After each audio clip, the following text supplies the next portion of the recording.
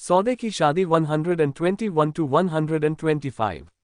बाहर हुए हंगामे की वजह से उन तीनों का ही मूड ऑफ हो चुका था।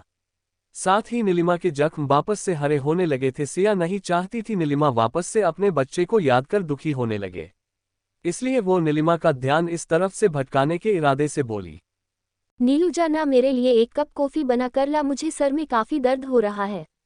कॉफी पीने से मेरे सर का दर्द खुद ब खुद ठीक हो जाएगा। सिया अपने सर पर हाथ रखकर बोली, ठीक, तुम यहीं पर आराम से बैठो, मैं अभी तुम्हारे और वरुण भैया दोनों के लिए ही कॉफी बना कर लाती हूँ। इतना बोलकर नीलिमा किचन में चली जाती है। ये क्या, तुम भाभी से क्यों काम करवा रही हो? भाभी को आराम करना चाहिए मगर तुम काम करवा रही हो, ये गलत बात है। सिया वरुण थोड़ा सा नाराज होते हुए बोला, मैंने जो किया सही किया, अब जाओ और जाकर दादू और दादी दोनों को कमरे से बाहर बुलाकर लाओ। नीलू सबके साथ रहेगी तो उसे वापस से अपने बेबी की याद नहीं आएगी और वो दुखी भी नहीं होगी। इस समय उसे जितना ज्यादा बिजी रख सकते हैं उतना रखने की कोशिश करो। सिया वरुण से रूखे स्वर में बोली। ओके, वरुण एक शब्द में जवाब देकर सीढ़ियां चढ़ने लगता है और दादू और दादी के रूम में चला जाता है। इस समय वो दोनों ही अपने कमरे में आराम कर रहे थे। उन दोनों में से किसी को भी बाहर जो तमाशा हुआ उसके बारे में कुछ भी नहीं पता था, ना ही किसी ने उन्हें कुछ भी बताया था। वैसे भी दादू और दादी दोनों ही हाई ब्लड प्रेशर के पेशेंट थे, जिस वजह से दोनों को कुछ भी ऐसा नहीं बताया जा सकता था जिन्हें जानने के बाद उनका बीपी बढ़ जाए और दोनों को हॉस्पिटल ले जाने की नौबत आ जाए। जब वरुण उनके कमरे के पास जाता है तो वो बाहर से ही डोर पर नोककर उन्हें पुकारता है।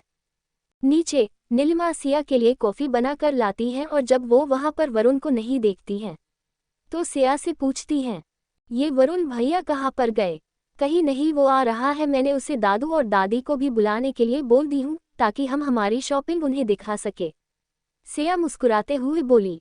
दूसरी तरफ अंश का ऑफिस। अंश अभी ही एक बड़ी मीटिंग को अटेंड कर अपने केबिन में आया था और उसने केबिन में कदम रखा ही था उतने में ही उसके पॉकेट में रखा उसका मोबाइल बज उठता है, जिसे देखकर वो धीरे से मोबाइल निकालता है और नाम देखता है जिस पर राज नाम के साथ ही एक बेहद ही हैंडसम लड़के की फोटो लगी हुई थी। राज नाम देखते ही अंश के होठों पर मुस्कान आ जाती है और वो कॉल रिसीव कर बोला, हेलो राज। क्या चल रहा है ये सब कुछ? राज धीरे से बोला। क्या? अंश हैरान होने का नाटक करते हुए बोला, मैंने न्यूज़ देखा और मेरे असिस्टेंट ने मुझे सब कुछ बताया। मैं यहाँ आते ही सबसे पहले तुझसे मिलना चाहता था, मगर यहाँ आते ही कंपनी जाना पड़ा और वहाँ पर कुछ इशू हो गया जिस कारण मैं तुझे बता भी नहीं पाया। मैं इंडिया आ चुका हूँ। राज दूसरी तरफ से बोला, क्या अभी भी कुछ ऐसा है जो न्यूज़ में चल रहा है? अंश सीरियस होते हुए बोला, नहीं, मैं अपनी एक काफ़ी लंबी मीटिंग में था, जब उससे फ्री हुआ तो दूसरी लंबी मीटिंग में जाना पड़ा और जैसे ही मैं फ्री हुआ और मुझे मालूम हुआ मैंने तुरंत तुझे कॉल लगा दिया। और ये बता, ये निया का क्या चक्कर है? राज सीरियस वे में बोला, रात में मिलते हैं किसी रेस्टोरेंट में, हम मिलकर बात करते हैं। अंश बोला, और this is the best idea. इतना बोलने के बाद राज कॉल कट कर देता है और अंश भी अपनी चेयर पर जाकर बैठ जाता है और सोचने लगता है उसे नीलिमा के लिए कुछ स्पेशल करना चाहिए जिसे देखकर नीलिमा खुश हो जाए। साथ ही नीलिमा ने उसके लंच के ऑफर को तो ठुकरा दी थी, ये सोचकर वो थोड़ा मायूस होता है। मगर अगले ही पल उसके दिमाग में एक बेस्ट आइडिया आता है, अपनी बीबी के साथ कैंडल लाइट डिनर करने का आइडिया, जिसे सोचकर ही वो मुस्कुराने लगता है। रात का समय 1 बजने वाले थे और नीलिमा ने सिया और नौकर सभी की मदद से काफी सारा डिनर तैयार कर लिया था। वैसे तो सिया ने नीलिमा को मना की थी वो कोई काम ना करे और डिनर वो तैयार कर लेंगी, मगर नीलिमा जिद पर अड़ी रही, वो खुद ही डिनर बनाएगी, जिस कारण सिया ने और मेड ने नीलिमा की मदद की थी। स्वाति और समर जी भी घर आ चुके थे और वो सारे ही डिनर के लिए टेबल पर बैठ चुके थे। मेड भी सारा खाना टेबल पर सजा देते हैं।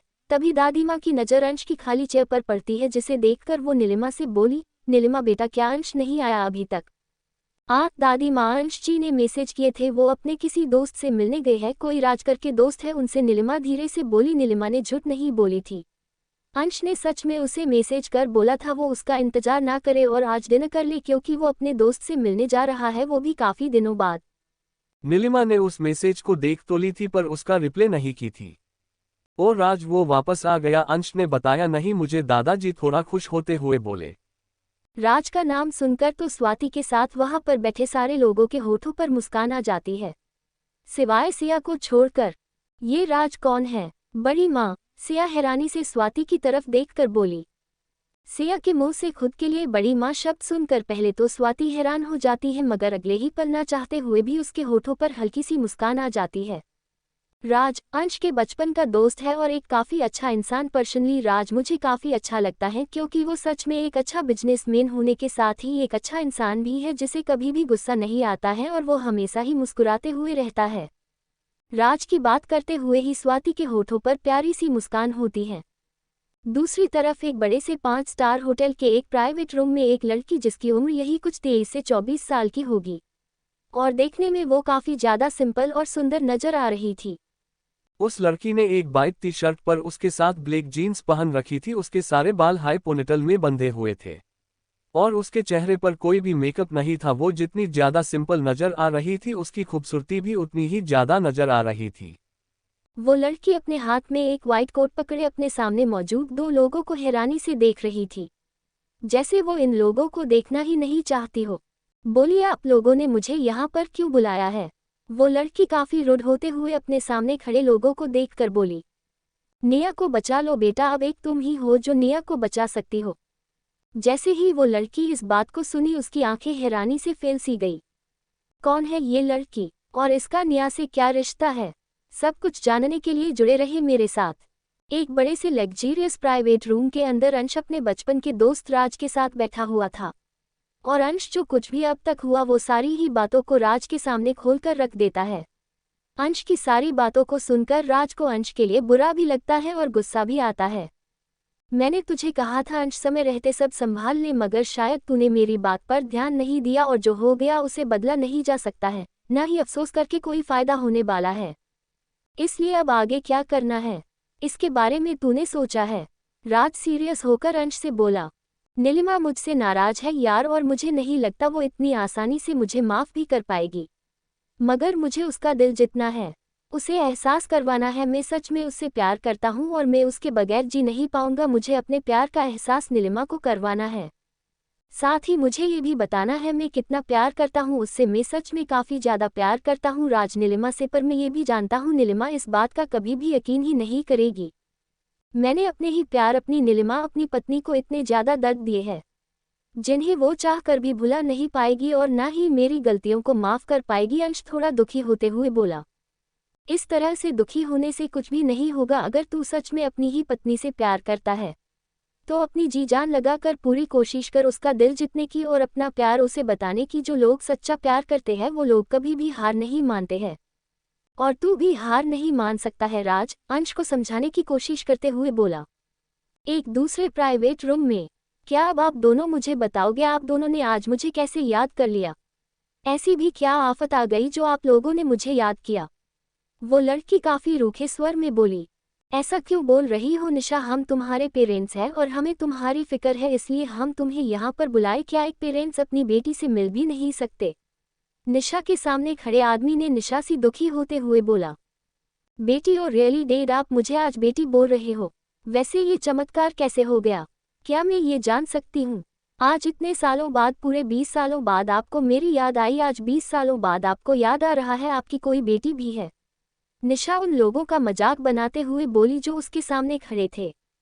ये कैसी बात कर रही हो निशा बेटा, हम मानते हैं हमने हमेशा तुम्हारे साथ गलत किया और कभी भी तुम्हें माँ बाप का प्यार नहीं दिया, मगर इसका मतलब ये तो नहीं हम दोनों तुम्हारे पेरेंट्स नहीं है। निशा के सामने खड़ी औरत जो कोई और नहीं बल्कि मिसेस कपूर होती है वो झूठे आंसू दिखाते हुए बोले। पेरेंट्स, क्या ये कोई मजाक है? निशा हंसते हुए बोली।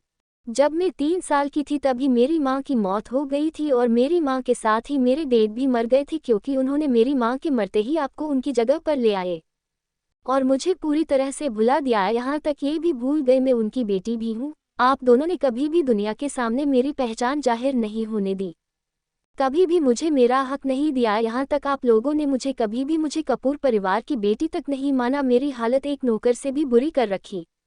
मैंने जो किया खुद से किया, मुझे आप लोगों ने कभी किसी चीज़ के लिए कोई सपोर्ट नहीं किया। यहाँ तक आप लोगों ने मुझे 2 टाइम का खाना तक नहीं दिया और आज आप लोगों को याद आ रहा है आपकी कोई बेटी भी है। निशा काफ़ी गुस्से में बोली। निशा, मैं मानता हूँ मैंने बचपन से ही तुम्हारे साथ गलत किया, कभी भी तुम्हें प्यार नहीं किया, ना ही तुम्हें कभी कपूर परिवार का हिस्सा माना। मैं अपनी सारी गलतियों को मानता हूँ, मगर एक बात को तुम झुठला नहीं सकती, मैं ही तुम्हारा पिता हूँ और मेरी ही वजह से तुम इस दुनिया में आई हो, इसलिए मेरा ये कर्ज हमेशा तुम पर रहेगा। मिस्टर कपूर बड़ी ही बेशर्मी के साथ ही बोले। कर्ज? कैसा कर्ज? किस कर्ज की बात कर रहे हो आप? निशा हैरान होते हुए बोली। तुम्हें दुनिया में लाने का कर्ज? अगर तुम्हारे डैड नहीं होते तो तुम कभी भी इस दुनिया में नहीं आई होती, इसलिए तुम्हारे ऊपर ये कर्ज है तुम्हारे डैड का, और तुम इस कर्ज को चुकाना चाहती हो तो तुम्हें हमारी मदद करनी होगी। तुम्हें निया को जेल से बाहर निकालने में हमारी मदद करनी होगी। मिसेस कपूर निशा के हाथ को मजबूती से पकड़ते हुए बोली। क्या निया जेल में है? निशा हैरान होते हुए बोली। हाँ निशा, तुम्हारी छोटी बहन जेल में है और तुम्हें उसे जेल से बाहर निकालना ही होगा। रूम नंबर 208 में जज अपनी फैमिली के साथ डिनर करने आए हैं। तुम्हें बस उनके पास जाना है और उनसे रिक्वेस्ट करना है वो निया को बेल दे, बस तुम्हें इतना ही करना है। मिसेस कपूर लाचार होने का नाटक करते हुए बोली। ये आप क्या बोल रही हैं? मैं किसी जज को नहीं जानती, ना ही उनके पास जाने वाली हूँ। आप खुद जाइए और मदद मांगिए, मैं इसमें कुछ नहीं कर सकती। निशा साफ मना करते हुए बोली। निशा, तुम मना नहीं कर सकती हो, तुम्हें हमारी बात माननी है होगी। मैं तुम्हारा डैड हूँ और तुम्हें अपने मोम डैड की मदद करनी ही होगी। तुम अपनी छोटी बहन को जेल में नहीं रहने दे सकती हो। प्लीज़ बेटा, रूम नंबर 208 में जाओ और जज से बात करो, उन्हें समझाने की कोशिश करो। वो जरूर तुम्हारी बात मान लेंगे। मिस्टर कपूर अपनी बात मनवाने के लिए निशा पर जोर देते हुए बोले। पर डैड, जज मेरी बात क्यों मानेंगे? निशा हैरान सी बोली। एक बार कोशिश करके तो देखो बेटा, क्या पता जज तुम्हारी बात मान ले। मिसेस कपूर उदासी भरे चेहरे के साथ बोली। उन दोनों के काफ़ी ज़्यादा बोलने की वजह से नीलिमा भी अब उन दोनों की मदद करने के लिए मान जाती है, क्योंकि सौतेली ही सही पर सामने खड़ी औरत उसकी माँ थी, जिसने उसे कभी भी अपनी बेटी नहीं समझी, मगर निशा ने तो हमेशा उन्हें अपनी माँ समझी, इसलिए वो मान लेती है। ठीक है, मैं जाकर बात करती हूँ, निशा धीरे से बोली। निशा जाने से पहले एक ग्लास पानी पीती जाओ बेटा, देखो तुम्हारी गला सूख रहा है। मिसेस कपूर बोली और पानी का ग्लास निशा के सामने कर दी। निशा का गला सच में सूख रहा था, जिस कारण वो पानी का ग्लास उठाकर सारा पानी बिना सोचे समझे ही एक ही घूंट में पी जाती है और कमरे से बाहर निकल जाती है। जैसे ही निशा उस कमरे से बाहर निकलती है, इस पति पत्नी के होठों पर शैतानी चमक आ जाती है। आई होप वो सारे इस लड़की से खुश होकर हमें एक बड़ी रकम दे और निया को जेल से बाहर निकालने में हमारी मदद करे। एक बार निया बाहर आ जाए उसके बाद हम तुरंत ही पैसों को लेकर इस देश से बाहर चले जाएंगे। मिसेस कपूर बोली। क्या ये कुछ ज़्यादा नहीं हो जाएगा? निशा अभी 24 साल की ही है और उतने सारे लोगों को हैंडल करना क्या उसके लिए ठीक हो पाएगा? मिस्टर कपूर थोड़े से परेशान होते हुए बोले। आप उस लड़की की फिक्र क्यों कर रहे हो? क्या आपको अपनी बेटी के लिए फिक्र आ रही है? भूलो मत, आपकी बस एक ही बेटी है और वो है निया, और उसे बचाने के लिए अगर हम इस लड़की की इज्जत का सौदा भी कर रहे तो कोई बड़ी बात नहीं है। मुझे बस मेरी बेटी चाहिए, उससे ज़्यादा कोई और नहीं। मिसेस कपूर गुस्से में बोली। राज, क्या तुझे पक्का यकीन है मैं नीलिमा को मना लूंगा? अंश मायूस होकर बोला। हाँ मेरे भाई, मुझे लगता है नीलिमा तुझे माफ कर अपना लेंगी, तो तू अब घर जा। वैसे भी मुझे लगता है तेरी पत्नी तेरा इंतजार कर रही होगी। राज मुस्कुराते हुए बोला। ठीक है, मैं जाता हूँ, वैसे भी नीलिमा सच में मेरा इंतजार कर रही होगी। अंश मुस्कुराकर बोला और राज को बाय बोलकर वहां से चला जाता है। तो राज अपनी चेयर पर बैठा मुस्कुराते हुए कुछ सोचने लगता है। रूम नंबर 208 में निशा उस रूम को ढूंढते हुए उस रूम के पास जा पहुंचती है। निशा उस रूम के पास आ तो गई थी, मगर उसे पता नहीं क्यों अंदर से एक बुरी फीलिंग आ रही थी। उसका दिमाग उसे बोल रहा था उसे उन लोगों पर भरोसा नहीं करना चाहिए जिन लोगों ने कभी भी उसे बेटी समझना तो दूर एक इंसान भी नहीं समझा। उसका दिमाग तो उसे ये भी बोलता है निया के साथ जो हो रहा है सही है, हो रहा है। वैसे भी वो लड़की काफ़ी ज़्यादा घमंडी और लोगों को नीचा दिखाने वाली थी, तो जो कुछ भी उसके साथ हो रहा है उसे होने देना चाहिए। मगर निशा का दिल जो एकदम साफ और प्योर था, वो उसे बोलता है जैसी भी हो सौतेली ही सही, मगर निया उसकी बहन है, पर बड़ी बहन होने के नाते उसका फर्ज बनता है अपनी बहन की मदद करने का। यही सोचकर वो दिल और दिमाग की जंग में उलझ सी जाती है, मगर किसी तरह से वो खुद को शांत कर अपने दिमाग की जगह दिल की बात को सुनती है और धीरे से उस रूम के डोर पर नोक करती है। निशा के नोक करते हैं अंदर से एक आदमी की भारी सी आवाज़ आती है। अंदर आ जाओ। उस आवाज को सुनकर निशा पहले तो डर जाती है मगर फिर हिम्मत कर रूम का धीरे से डोर को अंदर की तरफ धक्का देकर धीरे से रूम के अंदर आ जाती है। मगर जैसे ही वो कमरे के अंदर आती है, वहां पर मौजूद लोगों को देखकर उसकी आंखें फटी की फटी रह जाती हैं और उसका सारा बदन डर से कांप उठता है। सिंघानिया हवेली। सारे घर वाले डिनर करने के बाद अपने अपने कमरे में चले जाते हैं। नीलिमा भी अपने कमरे में आकर आराम से लेदर के सोफे पर बैठ जाती है और अपना मोबाइल खोलकर उसमें आया अंश का मैसेज देखने लगती है, जिसमें अंश ने बड़े ही प्यार से लिखा था, माय डियर ब्यूटीफुल वाइफ, आज मुझे घर आने में देर हो सकती है क्योंकि मैं अपने पुराने बचपन के दोस्त राज से मिलने जा रहा हूँ। तो तुम मेरी फिक्र मत करना और डिनर कर आराम से सो जाना, मैं घर जल्दी आने की पूरी कोशिश करूँगा। इस मैसेज के साथ ही हार्ट वाली इमोजी भी थी। नीलिमा इस मैसेज को पढ़कर मुस्कुराने लगती है। ये बात उसे खुद भी पता नहीं होती है वो कब इस मैसेज को पढ़कर मुस्कुराने लगी। ये पहली बार था जब अंश ने पति होने की जिम्मेदारी निभाई थी और उसे मैसेज कर इन्फॉर्म किया था। अंश का एक छोटा सा गेस्चर देखकर नीलिमा का दिल खुशी से भर गया था और वो धीरे से अपनी उस मुस्कान को छुपाकर खुद से ही बातें करते हुए बोली, इस बार नहीं अंश जी, इस बार सच में हम आपके आगे खुद को झुकने नहीं देंगे। से बार हम अपनी सेल्फ रिस्पेक्ट को झुकने नहीं देंगे। इस बार हम आपके सामने ना खुद को कमजोर दिखाएंगे ना है आपको ये जताएंगे हम आपके लिए क्या फील करते हैं। इतना बोलकर वो थोड़ा सा रुक जाती हैं। फिर दीवार पर लगी बड़ी सी फोटो जो अंश और नीलिमा दोनों की वेडिंग फोटो थी, उसे देखकर वो वापस से बोली, हमने अपनी तरफ से हर कोशिश की थी इस रिश्ते को, इस सौदे की शादी को निभाने की, मगर आपने हर बार हमारा दिल दुखाया, हर बार हमें दर्द और तकलीफ दी और हमने हर बार उसे ये समझकर अपना लिया क्योंकि आप हमारे पति हो और हमारी जिंदगी भी, मगर इस बार नहीं, इस बार बिल्कुल भी नहीं अंश जी, इस बार हम नहीं, आप अपना प्यार साबित करोगे। हम भी देखना चाहते हैं क्या सच में आप हमसे प्यार करते भी हो या इस बार भी ये आपकी कोई साजिश है हमारे खिलाफ जो आप रच रहे हो। इतना बोलकर वो शांत हो जाती है और अंश की बोली गई पुरानी सारी बातों को याद करने लगती है। सिया और वरुण का रूम। वरुण सोफे पर बैठा हुआ अपने मोम डैड से वीडियो कॉल पर बात कर रहा था और वो काफी ज्यादा खुश भी नजर आ रहा था। मोम डैड आप बिल्कुल भी फिक्र मत करिए, मैं अब बड़ा हो गया हूँ और मैं कहीं बाहर नहीं बल्कि अपने खुद के घर में ही तो हूँ, इसलिए आप फिक्र करना बंद कीजिए और आप दोनों आराम से रहिए, मैं यहाँ पर बिल्कुल ठीक हूँ और खुश भी हूँ। वरुण मुस्कुराते हुए अपनी मोम और डैड को वीडियो कॉल में देखकर बोला, अच्छा ठीक है, अच्छे से रहना वहाँ पर और हाँ, माँ पापा के साथ दीदी और भैया किसी को भी परेशान मत करना। वरुण की माँ उसे देखकर बोली, मोम वो मेरे भी दादू और दादी है, साथ में बड़े डैड और बड़ी मोम, तो आप इस बात की फिक्र मत करिए, मैं किसी को परेशान नहीं करूँगा और मैंने सोचा है मैं अब अंश भाई के साथ ऑफिस जाकर उनकी मदद भी करूँगा और उनसे कंपनी के काम भी सीखूंगा ताकि जब मैं वहाँ पर आऊँ तो अपनी जिम्मेदारी अच्छे से संभाल सकूँ। वरुण मुस्कुराते हुए ही बोला, ओके ठीक है, तुम जैसा चाहो वैसा करो, वरुण के डैड बोले और फिर वो दोनों वरुण को बाय बोलकर कॉल कट कर देते हैं। कॉल कट होते ही वरुण मोबाइल बंद कर सोफे पर रख देता है और तभी बाथरूम का डोर खुलता है और सिया एक पिंक कलर का बाथरोब पहने बाहर निकलती है। डोर की आवाज सुनकर वरुण की नज़र सिया पर चली जाती है। पिंक कलर के बाथरोब में सिया काफी ज्यादा सुंदर लग रही थी, उसके गिले कली बाल उसके पीठ पर और उसकी कुछ लटें सामने बिखरी हुई थी। उसके गोरे लंबे सुंदर से पैर साफ नजर आ रहे थे। सिया का सुंदर सा बेदाग चेहरा काफी ज्यादा सुंदर नजर आ रहा था। सिया अपनी ही धुन में बाहर निकलती है और धीरे से अपने बालों को हाथों से ही झटक कर ड्रेसिंग की तरफ जाने लगती है। सिया इस बात से अनजान थी, वरुण बस उसे ही बिना पलके झपकाए बस देखे जा रहा था और उसकी आंखें सिया को देखकर कितनी ज्यादा इंटेंस हो चुकी थी और वरुण की आंखों में सिया के लिए सिर्फ और सिर्फ प्यार नजर आ रहा था। सिया धीरे से हेयर ड्राई उठाकर अपने गीले बालों को सुखाने लगती है और वो ऐसा करते हुए काफी ज्यादा प्यारी लग रही थी।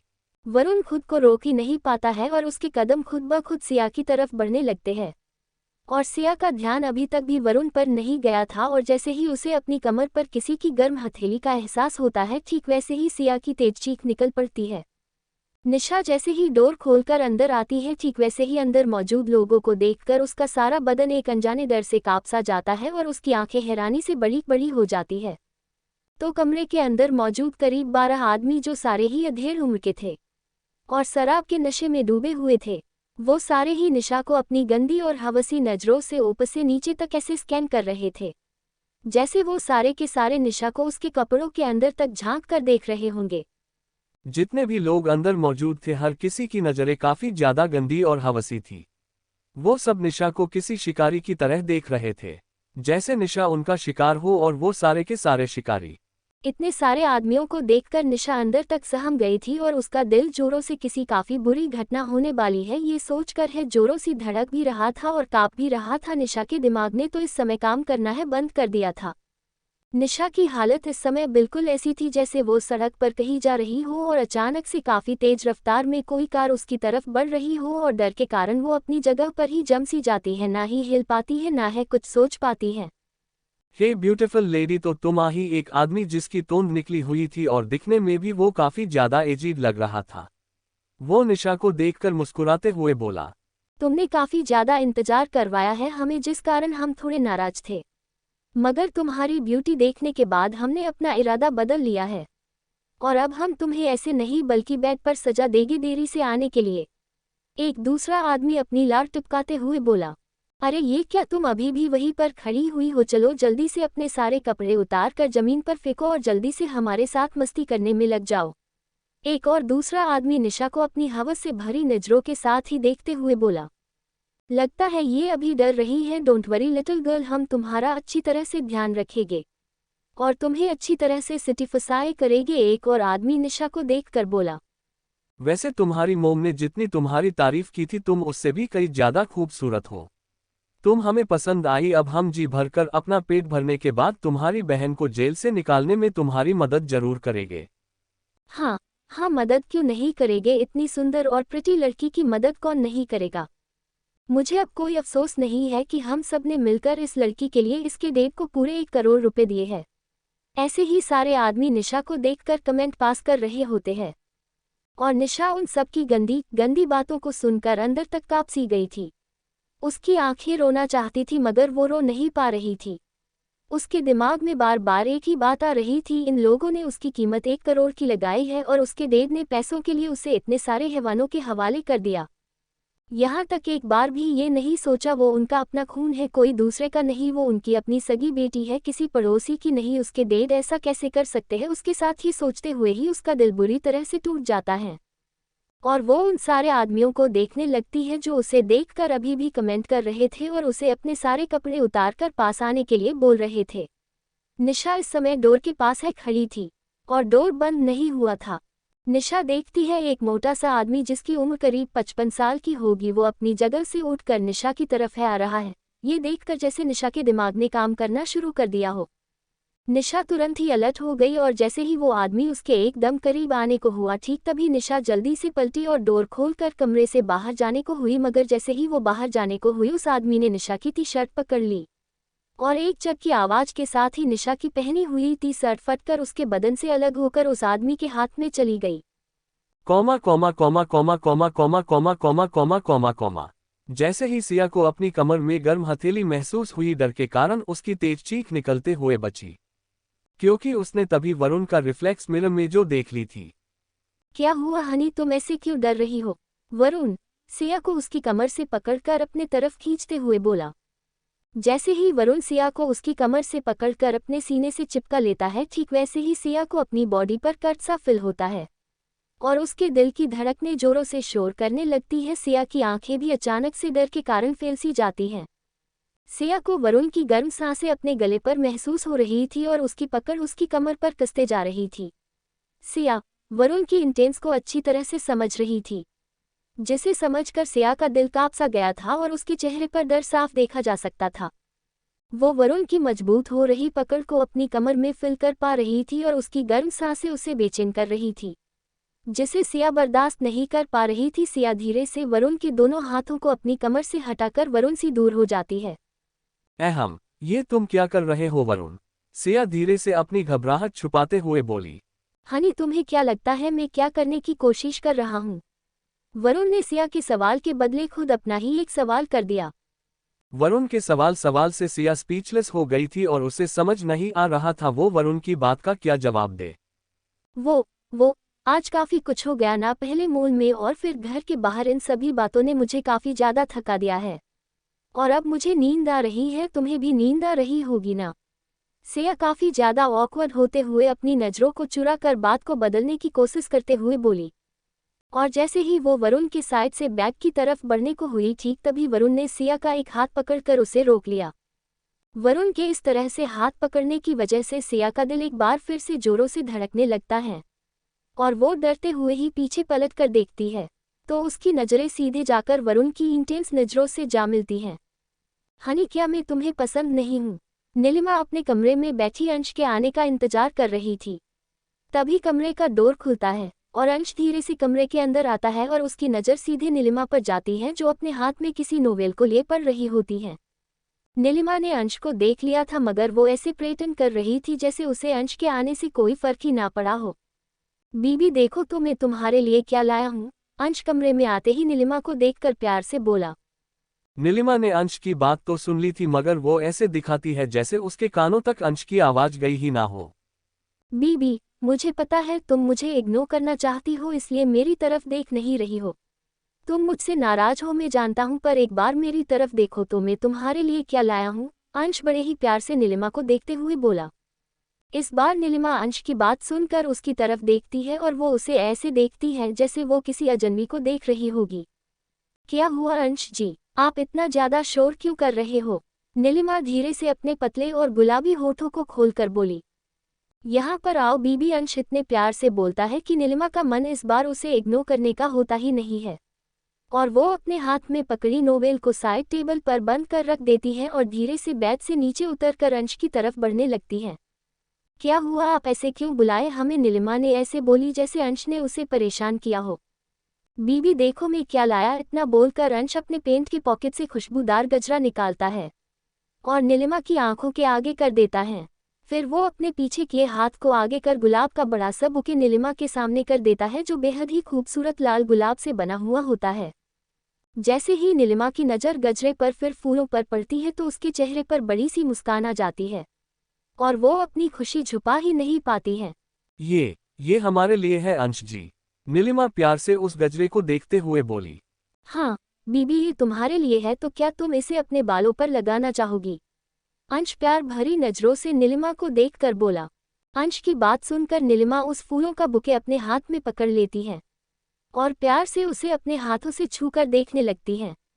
नीलिमा को रेड गुलाब काफ़ी ज़्यादा पसंद थे और उससे भी ज़्यादा उसे गजरे की महक और उसे अपने बालों पर लगाना काफ़ी ज़्यादा पसंद था। नीलिमा उन दोनों चीज़ों को देखकर इतना ज़्यादा खुश हो गई थी कि वो ये बात भी भूल गई वो अंश से नाराज़ थी और उसे अपनी नाराज़गी जाहिर करना था, प्यार नहीं। पर अगले ही पल जैसे ही उसे मिशन अंश से नाराज़गी याद आता है, ठीक वैसे ही वो अपना मुंह बना लेती है और ऐसे बिहेव करती है जैसे वो उन फूलों को देखकर बिल्कुल भी खुश नहीं और उसे गजरा भी पसंद नहीं है। ये फूल बिल्कुल भी अच्छे नहीं है और हमें फूल बिल्कुल भी पसंद नहीं है। और आप ये गजरा क्यों लाए हो? हमें ये गजरा बिल्कुल भी पसंद नहीं है। कहीं आप ये गजरा इसलिए तो नहीं लाए ताकि आपको लगता है हम गवार है और गवार होने के कारण हम बालों पर इसे लगा कर घूमेंगे? नीलिमा ये सब ऐसे बोलती है जैसे उसे इन चीज़ों से नफरत हो। अहम, तुम मुझसे नाराज हो बीबी तो मुझ पर गुस्सा दिखाओ, मगर इन फूलों ने तुम्हारा क्या बिगाड़ा जो तुम इन्हें बुरा बोल रही हो? अंश मुंह लटकाते हुए बोला। अब हमें जो पसंद नहीं है हम उसे पसंद नहीं है यही तो बोलेगी ना, जबरदस्ती तो हम नापसंद चीज़ों को पसंद करने का नाटक नहीं करेंगे। नीलिमा अंश की आंखों में देखकर बोली। इट्स ओके बीबी, मैं कल दूसरे फूल ले आऊंगा जो तुम्हें पसंद हो। इतना बोलकर अंश हाथ में पकड़े गजरे को नीचे टेबल पर रख देता है और नीलिमा के हाथ से भी बुके लेकर टेबल पर रख देता है। फिर वहीं पर रखे एक पैकेट की तरफ इशारा करते हुए बोला, बीबी मैं ना तुम्हारे लिए तुम्हारी पसंद का खाना लेकर आया हूँ। हमने डिनर कर लिया और हमें कुछ भी नहीं खाना है, हमारा पेट वैसे ही भरा हुआ है। नीलिमा अपने पेट पर हाथ फेरते हुए बोली। बीबी प्लीज थोड़ा सा खा लो ना, मैंने बड़े ही प्यार से तुम्हारे लिए स्पेशल बनवाया है और प्यार से लाया है। इतना बोलकर वो नीलिमा को अपने साथ लिए सोफे पर बैठ जाता है और पैकेट को खोल उसमें से गर्म गर्म समोसे और चटनी निकालकर टेबल पर रख देता है। नीलिमा जा बोलने ही वाली थी मुझे ये नहीं खाना, वो समोसे को देखते ही अब सच में गुस्सा भूल जाती है और बिना अंश की तरफ देखे बिना उसकी परवाह किए ही जल्दी से समोसे को खाने लगती है। नीलिमा ऐसे समोसे खाने में लगी थी जैसे उसने सालों से उसे खाया ना हो और सच में उसने काफी समय से समोसे नहीं खाए थे और अब अपने सामने समोसे को देखकर वो खुद को रोक ही नहीं पाती है और उन्हें खाने लगती है। आराम से खाओ बीबी, कोई तुमसे छिन नहीं लेगा, अंश मुस्कुराते हुए बोला। अंश की बात सुनकर नीलिमा झेप जाती है और अपनी झेप छुपाने के लिए वो अपने हाथ में पका हुआ समोसा अंश की तरफ कर देती है जिसे उसने एक बाइट खाई हुई थी। अंश मुस्कुराते हुए ही नीलिमा का जुटा समोसा उसके हाथ से ही उसी तरफ से खाता है जिस तरफ से नीलिमा ने खाई थी। जैसे ही नीलिमा को ये बात समझ आती है उसने क्या किया है था तक अंश ने उस समोसे को खा लिया था। और नीलिमा ना चाहते हुए भी हल्का सा शर्मा जाती है क्योंकि इनडायरेक्टली उन दोनों की समोसे में ही मगरकिस हो चुकी थी। अंश नीलिमा को शर्माते हुए देख लेता है पर कुछ बोलता नहीं है। कुछ ही देर में नीलिमा उन सारे समोसे को खत्म कर देती है अंश की मदद से और अपने बेड पर जाकर लेट जाती है। अंश भी बाथरूम में जाकर शावर लेता है और कपड़े बदल कर बेड पर नीलिमा के पास ही आने लगता है, मगर इससे पहले वो बेड पर चढ़ भी पाता उससे पहले ही एक पिलो उड़ते हुए उसकी तरफ आता है।